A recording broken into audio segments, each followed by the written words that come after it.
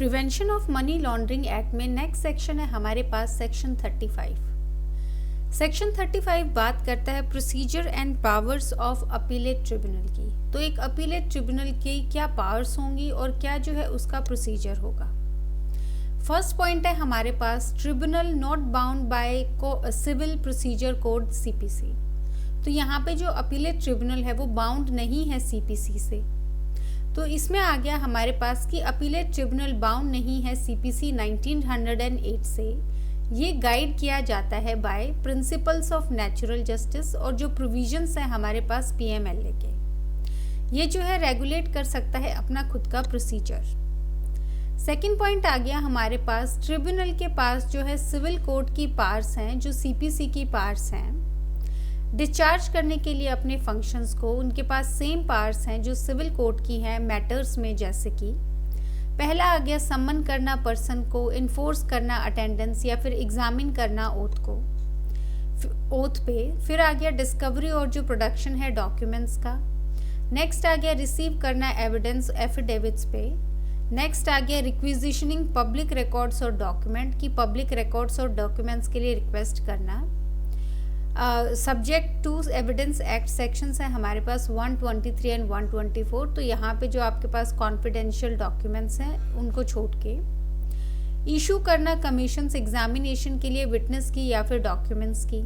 फिर आगे रिव्यू करना अपने डिसीजंस को। फिर आगे डिसमिस करना एक प्रेजेंटेशन डिफ़ॉल्ट के लिए या डिसाइड करने के लिए एक्स पार्टी। फिर आगे सेटिसाइड करने के लिए डिसमिसल जो है डिफ़ॉल्ट का या फिर एक्स पार्टी ऑर्डर्स का। नेक्स्ट आ गया कोई दूसरा मैटर जो प्रिस्क्राइब्ड है सेंट्रल गवर्नमेंट के द्वारा। तो यहाँ पे क्या बताया गया है, सबसे पहले है हमारे पास सेक्शन नंबर 35। सेक्शन नंबर 35 बात करता है दो चीज़ों की। पहला है हमारे पास प्रोसीजर, उसके बाद है हमारे पास पावर्स किसकी, हमारे पास अपीलेट ट्रिब्यूनल की। तो इन दो पॉइंट्स में हमने बेसिकली यहाँ पे पावर्स देखी है। पहला जो बताया गया है हमारे पास कि जो ट्रिब्यूनल है हमारे पास उसके पास जो सीपीसी है वो उससे बाउंड नहीं है। वो अपने जो है खुद के प्रोसीजर जो है रेगुलेट कर सकता है। और यहाँ पे वो दो चीज़ों का ध्यान रखेगा, एक तो प्रिंसिपल्स जो है नेचुरल जस्टिस के और जो प्रोविजंस है हमारे पास पीएमएलए के। इन दो चीज़ों को ध्यान में रखते हुए वो अपना प्रोसीजर आगे बढ़ाएगा। सीपीसी जो प्रोसीजर प्रोवाइड करती है उससे ये बाउंड नहीं है। फिर आ गया हमारे पास कहाँ कहाँ जो है सीपीसी का प्रोसीजर के लिए वो बाउंड है कि सीपीसी का जैसे जैसे सीपीसी में प्रोसीजर दिया गया है वैसे वैसे यहाँ पे अप्लाई होगा। यहाँ पे हमारे पास बेसिकली ए से लेके आई तक पॉइंट्स हैं, ए टू आई तक हमारे पास पॉइंट्स हैं जो बेसिक पॉइंट्स हैं हमारे पास। सम्मन करना, अटेंडेंस, एग्जामिनेशन, उसके बाद आ गया डिस्कवरी या प्रोडक्शन जो है डॉक्यूमेंट्स का। फिर आ गया रिसीव करना एविडेंस एफिडेविट्स पे। नेक्स्ट आ गया रिक्वायर करना जो पब्लिक डॉक्यूमेंट्स हैं या पब्लिक रिकॉर्ड्स हैं। फिर आ गया हमारे पास इशू करना कमीशंस को। फिर आ गया रिव्यू करना अपने डिसीजन को। उसके बाद आ गया डिसमिस करना रिप्रेजेंटेशन डिफ़ॉल्ट के लिए, तो डिफ़ॉल्ट के लिए डिसमिस करना या फिर जो है एक्स पार्टी प्रोसीड करना। नेक्स्ट आ गया हमारे पास सेट असाइड करना जो डिसमिसल है डिफ़ॉल्ट का या एक्स पार्टी ऑर्डर का। फिर आ गया कोई दूसरे मैटर्स जो यहाँ पे सेंट्रल गवर्नमेंट जो है प्रिस्क्राइब करती है। तो ये जो है हमारे पास बेसिक सीपीसी के फंक्शंस जो मैटर्स हैं उनमें जो है यहाँ पे भी अप्लाई होंगे, लेकिन जनरली जो है सीपीसी की बाउंड नहीं है ये सीपीसी के द्वारा। इनका अपना प्रोसीजर है जो नेचुरल जस्टिस को लेके और प्रोविजंस जो है पीएमएलए को उनको ध्यान में रखते हुए ये रेगुलेट करेंगे। नेक्स्ट आ गया हमारे पास third point, that is tribunals orders treated like civil court decree. कि जो ऑर्डर दिए गए हैं अपीलेट ट्रिब्यूनल के द्वारा वो एग्जीक्यूट किए जाएंगे जैसे कि वो एक सिविल कोर्ट की डिक्री है। ट्रिब्यूनल के पास सारी की सारी पावर्स होंगी सिविल कोर्ट की एग्जीक्यूशन के लिए। फोर्थ पॉइंट आ गया इसमें हमारे पास tribunal may send orders to civil courts for execution. कि जो ट्रिब्यूनल है वो ट्रांसमिट कर सकती है ऑर्डर सिविल कोर्ट को जिसके पास जुरिस्डिक्शन है। सिविल कोर्ट जो है वो एग्जीक्यूट करेगी जैसे कि उसकी खुद की अपनी डिक्री है। फिफ्थ आ गया हमारे पास प्रोसीडिंग्स मानी जाएंगी कि ये जुडिशियल प्रोसीडिंग्स हैं। सारी की सारी प्रोसीडिंग्स जो हैं अपीलेट ट्रिब्यूनल के सामने वो डीम्ड मानी जाएंगी कि वो जुडिशियल प्रोसीडिंग्स हैं अंडर पहला आ गया आईपीसी सेक्शन 193 जो कि फॉल्स एविडेंस की बात करता है।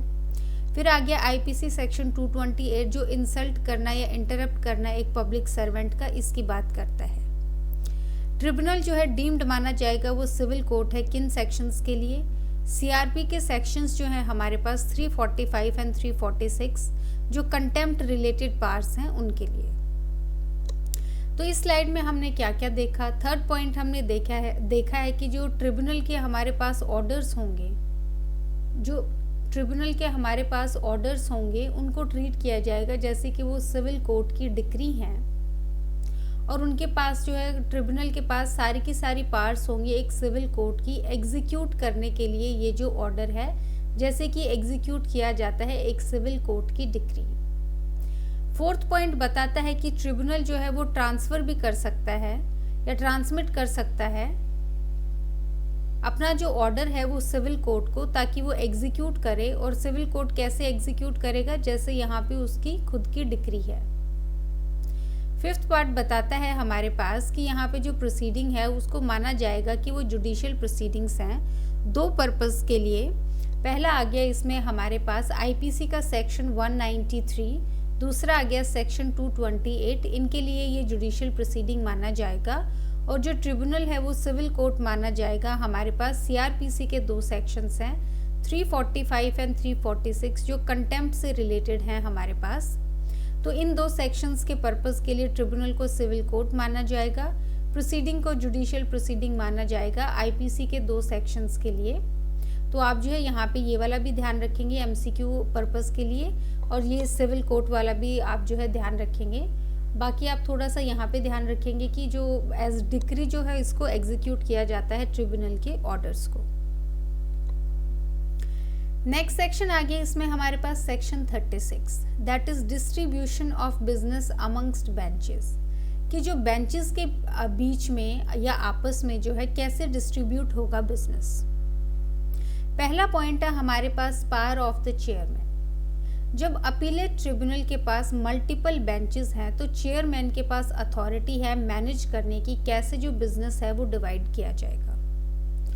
दूसरा आ गया हमारे पास डिस्ट्रीब्यूशन ऑफ वर्क। यहाँ पे चेयरमैन इशू करता है एक नोटिफिकेशन स्पेसिफाई करते हुए कि कैसे केसेस या फिर जो बिजनेस है ट्रिब्यूनल का वो डिस्ट्रीब्यूट किया जाएगा डिफरेंट बेंचेस के बीच में।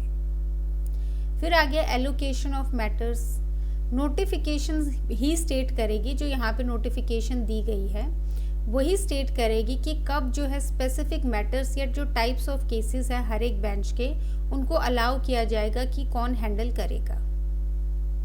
फिर आ गया पर्पस, ये इंश्योर करता है स्मूथ फंक्शनिंग, एफिशिएंसी या प्रॉपर केस मैनेजमेंट जो है ट्रिब्यूनल जो अपीलेट ट्रिब्यूनल है उसके अंदर। तो सेक्शन 36 जो है वो किसकी बात करता है?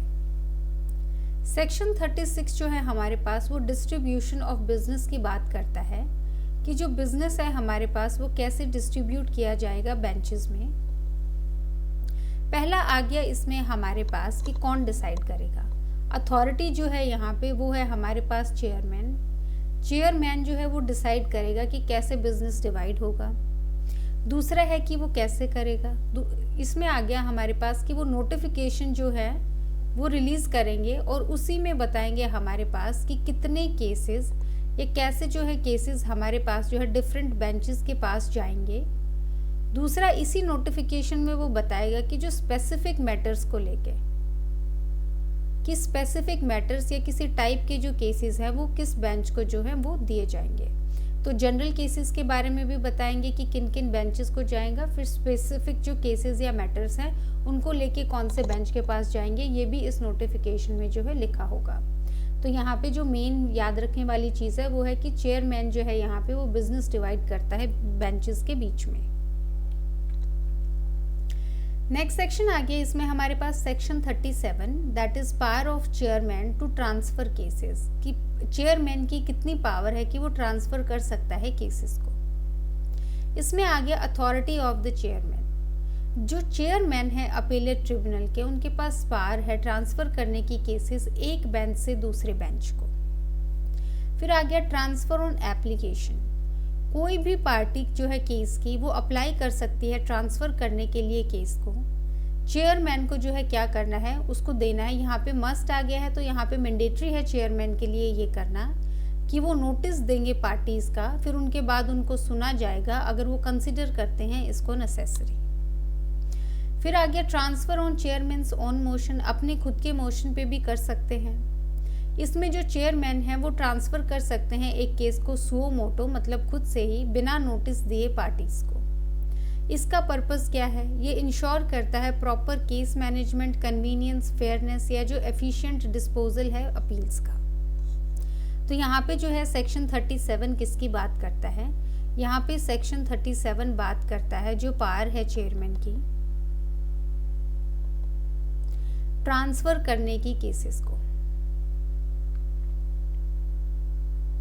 तो पहला पॉइंट यही है कि कौन ट्रांसफर कर सकता है केसेस, ये आ गया चेयरमैन हमारे पास। प्लस कैसे कर सकता है, दो तरीके से कर सकता है। पहला है एप्लीकेशन पे कर सकता है, दूसरा जो है सुओ मोटो कर सकता है कि अपने खुद से कर सकता है। जहाँ पे एप्लीकेशन आई है किसी भी पार्टी की जो केस की पार्टी है, वहाँ पे चेयरपर्सन को क्या करना है, वहाँ पे चेयरपर्सन को जो है सबसे पहले नोटिस देना है दोनों पार्टीज़ को, प्लस उनकी जो है सुनवाई करनी है कि क्या रीज़न क्या है ट्रांसफ़र करने का केसेस को, या ऑपोजिट पार्टी को अपॉर्चुनिटी देना कि क्यों केस जो है यहाँ पे ट्रांसफ़र नहीं करना है। तो जहाँ पे एप्लीकेशन आई है पार्टी टू द केस की नोटिस देना है, सुनना है पार्टीज़ को। जहाँ पे सुओ मोटो देना है, यहाँ पे कोई भी जो है नोटिस नहीं देना है, ना ही किसी पार्टी को की जो है सुनवाई होगी। तो ये जो है आपके पास ट्रांसफ़र करने का जो है छोटा सा प्रोसेस है। आपको अथॉरिटी याद रखनी है कि चेयरमैन कर सकता है, उसके बाद आपको एप्लीकेशन वाला और सुओ मोटो वाला ये भी जो है पोर्शन याद रखना है कि कैसे किया जा सकता है, तो एप्लीकेशन पे और सुओ मोटो। नेक्स्ट सेक्शन आ गया इसमें हमारे पास सेक्शन 38 जो कि बात करता है decision to be by majority. Decision जो है to be made by majority, majority के द्वारा जो है वो दिया जाएगा।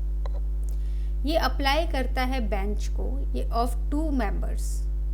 तो ये वाला जो सेक्शन है ये अप्लाई करेगा बेंच को जहाँ पे 2 मेंबर्स हैं। जहाँ पे बेंच जो है अपीलेट ट्रिब्यूनल की, उसके 2 मेंबर हैं और दोनों डिफर करते हैं अपने ओपिनियन में किसी भी पॉइंट पे।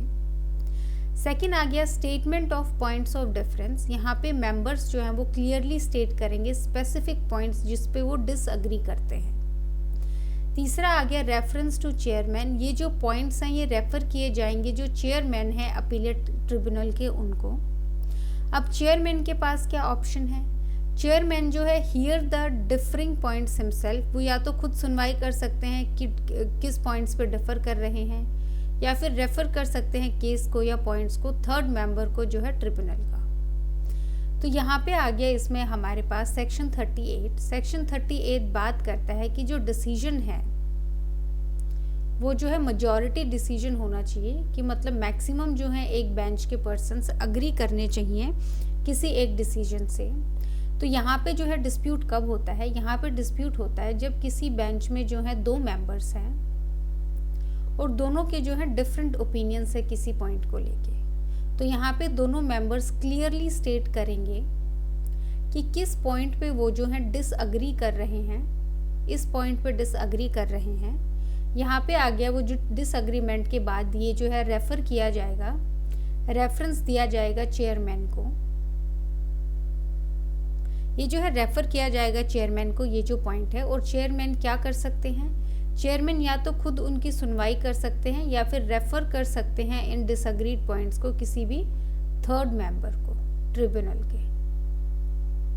तो ये छोटा सा प्रोसेस है जहाँ पे 2 मेंबर डिफर करते हैं ओपिनियन में, दोनों मेंबर्स क्लियरली स्टेट करेंगे कि इस पॉइंट पे हमारा डिसअग्रीमेंट है, ये रेफर किया जाएगा चेयरमैन को। चेयरमैन खुद भी डिसाइड कर सकते हैं या फिर रेफर कर सकते हैं थर्ड मेंबर को। फिर आ गया हमारे पास डिसीजन बाय मेजॉरिटी। जो फाइनल डिसीजन होगा वो बेस्ड होगा मेजॉरिटी ओपिनियन पे ऑफ जो ओरिजिनल 2 मेंबर्स हैं प्लस जो चेयरमैन है या फिर जो थर्ड मेंबर है जिसने भी ये है केस सुना है। फिर आ गया हमारे पास बाइंडिंग मेजॉरिटी व्यू कि जो मेजॉरिटी डिसीजन है वो फाइनल डिसीजन हो जाता है अपीलेट ट्रिब्यूनल का इन पॉइंट्स पे। तो जैसा कि पिछला हम प्रोसेस कंटिन्यू करेंगे कि यहाँ पे या तो चेयरमैन जो है वो खुद सुनवाई कर सकता है या फिर रेफर कर सकता है ये किसी भी थर्ड मेंबर को ट्रिब्यूनल के। तो यहाँ पे क्या हो गया हमारे पास कि जो यहाँ पे जो डिसीजन माना जाएगा, जो फाइनल डिसीजन माना जाएगा, वो मेजॉरिटी ओपिनियन होगा। अब मेजॉरिटी में पहले हमारे पास इवन नंबर थे, दैट इज़ 2 मेंबर्स, अभी प्लस हमारे पास 1 मेंबर और हो गया है, दैट इज़ या तो चेयरमैन होगा यहाँ पे या फिर जो थर्ड मेंबर है जिसको रेफ़र किया गया है। तो यहाँ पे हमारे पास जो है 3 मेंबर्स होंगे और तीनों में जो मेजॉरिटी डिसीजन होगा वो जो डिसीजन है वो माना जाएगा और ये जो है ये हमारे पास बाइंडिंग होगा, इसको देखा जाएगा एज फाइनल डिसीजन, इसको माना जाएगा कि ये जो है फाइनल डिसीजन है। तो यहाँ पे बेसिकली जो मेन आ गया हमारे पास वो ये वाला सिनेरियो आ गया कि 2 मेंबर्स प्लस चेयरमैन या जो थर्ड पार्टी है वो किस जो है ओपिनियन को फेवर करती है, तो वो मेजॉरिटी ओपिनियन हमारा जो है वो माना जाएगा और ये बाइंडिंग होगा, फाइनल डिसीजन माना जाएगा। तो ये जो है प्रोसेस आप पूरा थोड़ा सा याद रखें, अगर रिवाइज कर सकते हैं तो हम छोटा सा देख लेते हैं। यहाँ पे अगर 2 मेंबर्स हैं, दोनों जो हैं डिसएग्री कर रहे हैं किसी पॉइंट पे, इस बात को क्लियरली स्टेट करेंगे कि हमारा जो है ये पॉइंट है डिसएग्रीमेंट का, इसको रेफ़र किया जाएगा हमारे पास चेयरमैन को। अब चेयरमैन क्या करेंगे, या तो खुद सुन सकते हैं या फिर थर्ड पार्टी को जो है रेफ़र कर देंगे। अब यहाँ पे जो है मेजॉरिटी का जो डिसीजन आएगा वो माना जाएगा 2 मेंबर्स का प्लस हमारे पास एक जो चेयरमैन का है या फिर थर्ड पार्टी का डिसीजन है। यहाँ पे जो भी मेजॉरिटी डिसीजन आएगा वो जो है बाइंडिंग होगा, पार्टीज़ पे बाइंडिंग होगा और इसको माना जाएगा कि ये जो है हमारे पास फाइनल डिसीजन है। तो ये जो है छोटा सा प्रोसेस है डिस्प्यूटेड सिनेरियो में। नेक्स्ट आ गया इसमें हमारे पास सेक्शन 39 कि right of appellant to take assistance of authorised representative and of government to appoint representing officers, कि यहाँ पे राइट क्या है उस पर्सन का जो अपील कर रहा है कि वो असिस्टेंस ले सकता है ऑथराइज्ड रिप्रेजेंटेटिव की या फिर जो है गवर्नमेंट की अपॉइंट करने के लिए प्रेजेंटिंग ऑफिसर को।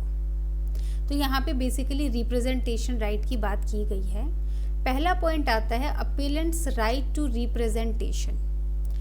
कोई भी पर्सन जो फाइल कर रहा है एक अपील अपीलेट ट्रिब्यूनल के सामने, वो अपीयर कर सकता है पर्सन में या फिर असिस्टेंस ले सकता है किसी ऑथराइज्ड रिप्रेजेंटेटिव की अपने चॉइस की। यहाँ पे मतलब क्या होगा ऑथराइज्ड रिप्रेजेंटेटिव टर्म का, जो टर्म है हमारे पास ऑथराइज्ड रिप्रेजेंटेटिव वो डिफाइन की गई है रेफरेंस से, जो दिया गया है हमारे पास section 288 subsection 2 of income tax act 1961 में।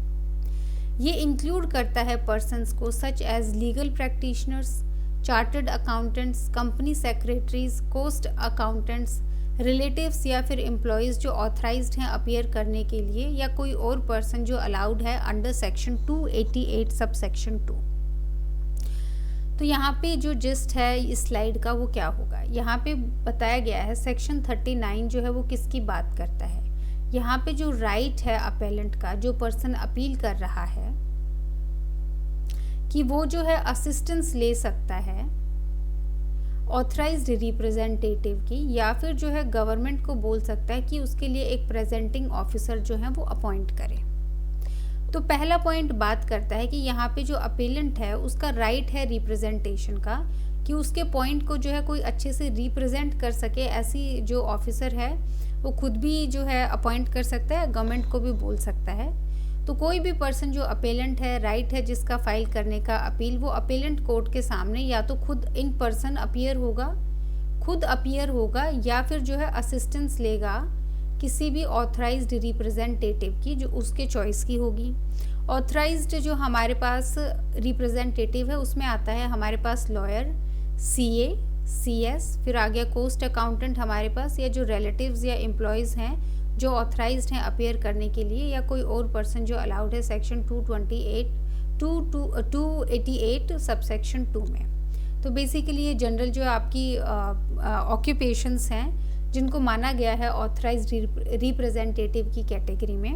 इसके अलावा अगर वो खुद अपने आप को रिप्रेजेंट करना चाहते हैं तो वो इन पर्सन खुद भी कर सकते हैं, लेकिन अगर वो प्रोफेशनली हेल्प लेना चाहते हैं किसी भी प्रोफेशनल का, तो यहाँ पे वो है इस तरीके से भी खुद को रिप्रेजेंट कर सकते हैं। थर्ड आ गया इसमें हमारे पास रिप्रेजेंटेशन फॉर द गवर्नमेंट। यहाँ पे सेंट्रल गवर्नमेंट या फिर जो डायरेक्टर है पीएमएलए का वो क्या कर सकता है, ऑथराइज कर सकते हैं वन और मोर ऑथराइज्ड रिप्रेजेंटेटिव को या फिर किसी भी जो है ऑफिसर को या एक्ट करने के लिए प्रेजेंटिंग ऑफिसर अपीलेट ट्रिब्यूनल के सामने। यहाँ पे नेक्स्ट आ गया हमारे पास प्रेजेंटिंग ऑफिसर्स रोल। यहाँ पे ये जो ऑथराइज्ड पर्सन्स हैं ये प्रेजेंट करेंगे गवर्नमेंट का केस किसी भी अपील में बिफोर जो है अपीलेट ट्रिब्यूनल। तो यहाँ पे क्या बोला गया है, रिप्रेजेंटेशन जो है गवर्नमेंट की अब वो कौन करेगा। तो यहाँ पे एक तो अपीलेट के जो हमारे पास बात की गई है, अब आता है कि गवर्नमेंट की रिप्रेजेंटेशन कौन करेगा। यहाँ पे सेंट्रल गवर्नमेंट या फिर हमारे पास जो डायरेक्टर हैं वो बोल सकते हैं किसी भी ऑथराइज्ड रिप्रेजेंटेटिव को या किसी भी ऑफिसर को कि वो जो है एक्ट करे एज प्रेजेंटिंग ऑफिसर अपीलेट के सामने।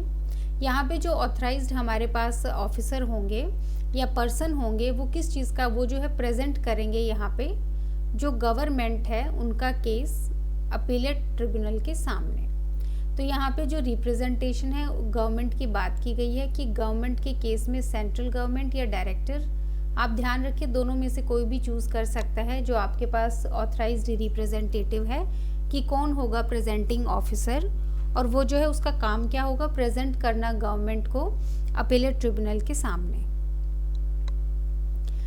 नेक्स्ट आ गया इसमें हमारे पास section 40 members etcetera to be public servants की जो मेंबर्स होंगे वो कब पब्लिक सर्वेंट माने जाएंगे।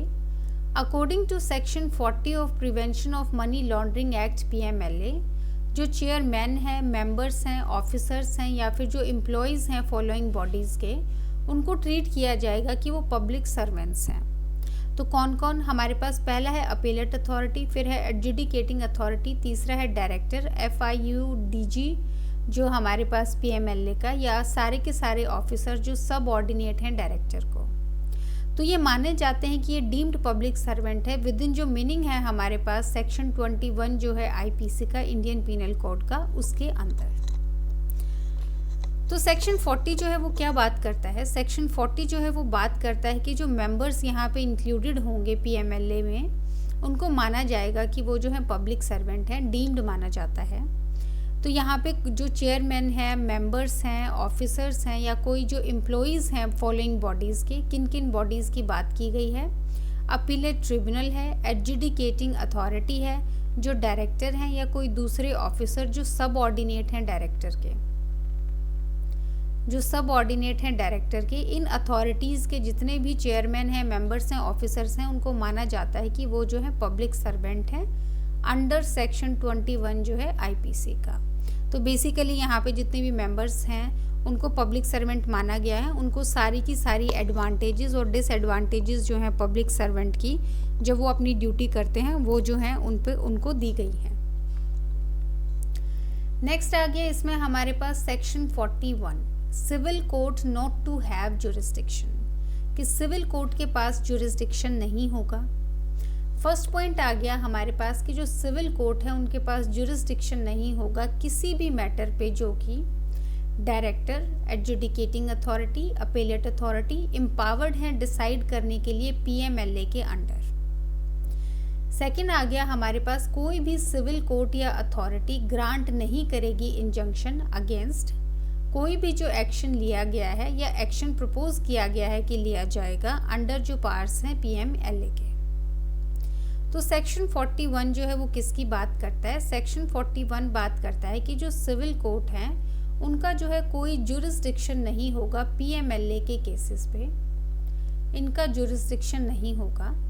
फर्स्ट आ गया हमारे पास स्पेसिफिकली बताया गया है कि जो सिविल कोर्ट्स हैं उनका जुरिस्डिक्शन नहीं होगा किसी भी मैटर पे जो हमारे पास डायरेक्टर, एडजुडिकेटिंग अथॉरिटी या फिर जो अपीलेट ट्रिब्यूनल है वो डिसाइड करेगा पीएमएलए से रिलेटेड।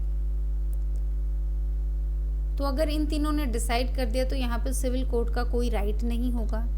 फिर आ गया कोई भी जो है इंजंक्शन ग्रांट नहीं किया जाएगा सिविल कोर्ट के द्वारा किसी भी फैसले पे जो पीएमएलए की पावर्स के अंडर जो है वो लिया गया है।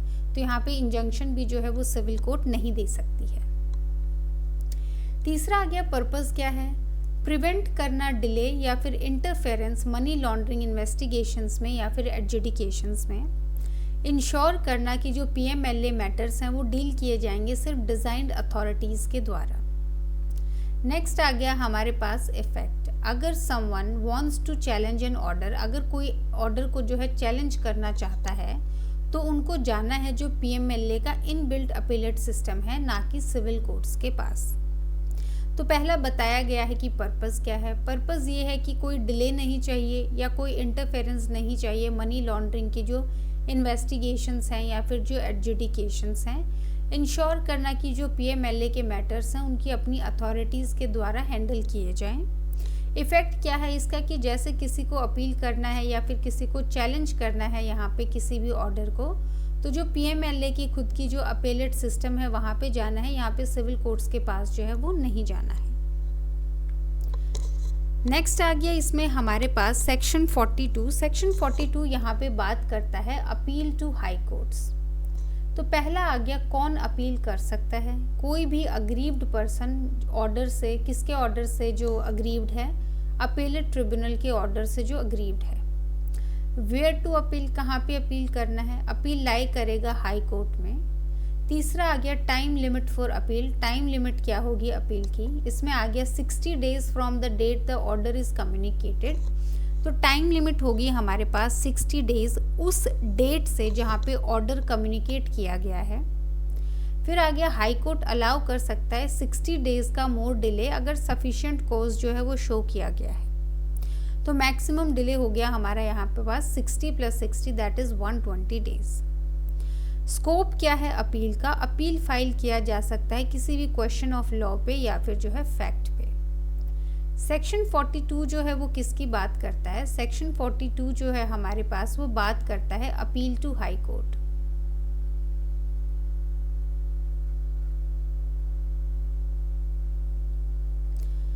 फर्स्ट आ गया हमारे पास कौन जो है अपील फाइल कर सकता है, कोई भी पर्सन जो अग्रीव्ड है। अग्रीव्ड कहाँ से है, अपीलेट ट्रिब्यूनल के ऑर्डर से। दूसरा आ गया कहाँ पे अपील फाइल करनी है, तो कहाँ पे अपील फाइल करनी है, हाई कोर्ट में अपील फाइल करनी है। तीसरा आ गया टाइम लिमिट क्या होगा, 60 डेज जहाँ पे जो ऑर्डर है वो कम्युनिकेट किया गया है, प्लस इसमें 60 डेज एक्स्ट्रा दिए जाते हैं अगर सफिशिएंट कॉज शो किया गया है डिले के लिए। तो मैक्सिमम डिले आ गया हमारे पास 120 डेज का।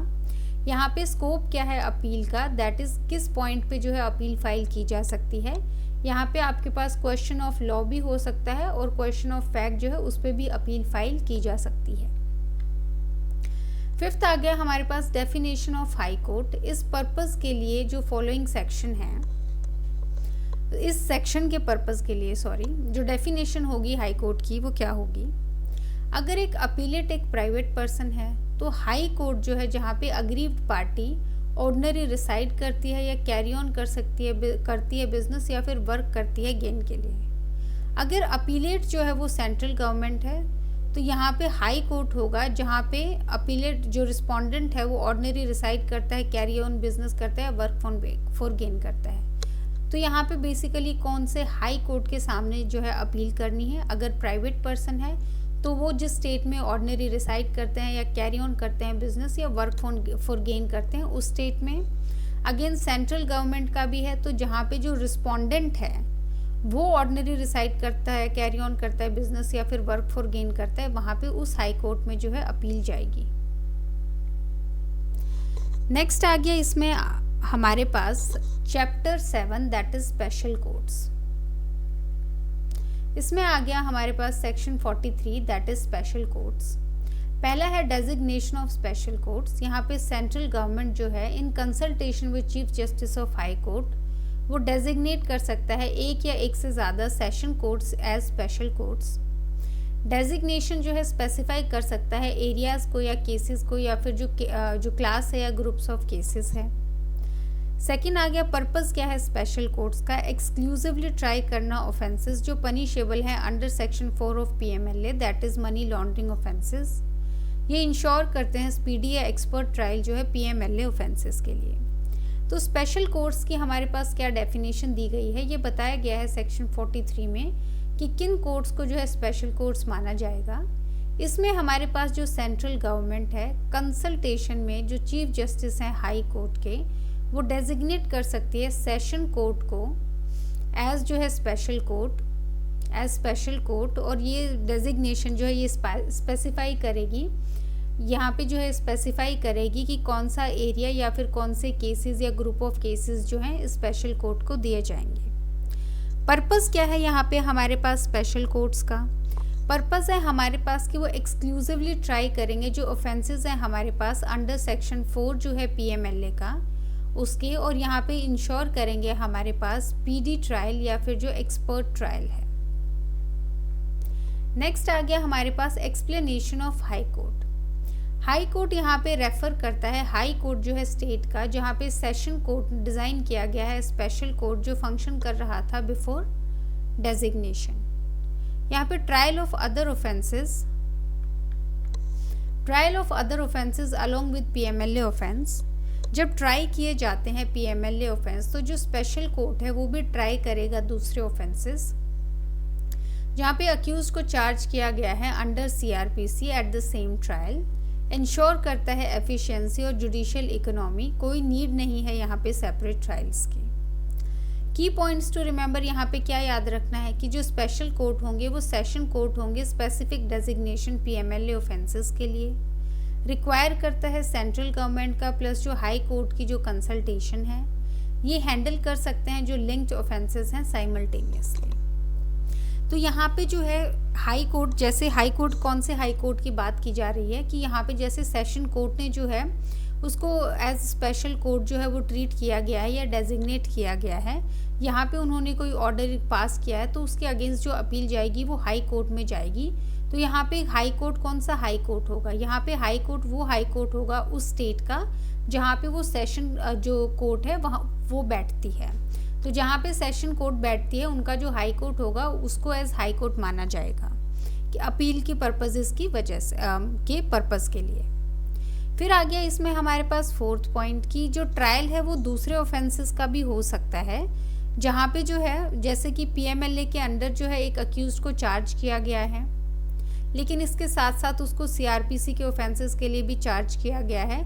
तो यहाँ पे दो जो है IPC के किसी ऑफेंस के लिए चार्ज किया गया है, तो यहाँ पे उनका जो है ट्रायल हो सकता है CRPC के अंडर, वो जो है सेम ट्रायल में। ये इंश्योर करता है कि दोनों जो है सेपरेट ट्रायल्स ना पड़ें और एक ही जो है ट्रायल में दोनों का जो है केसेस का जो है जो मैटर है वो सॉल्व हो जाए। तो जो की पॉइंट्स हैं वो 3 पॉइंट्स हैं याद रखने के लिए।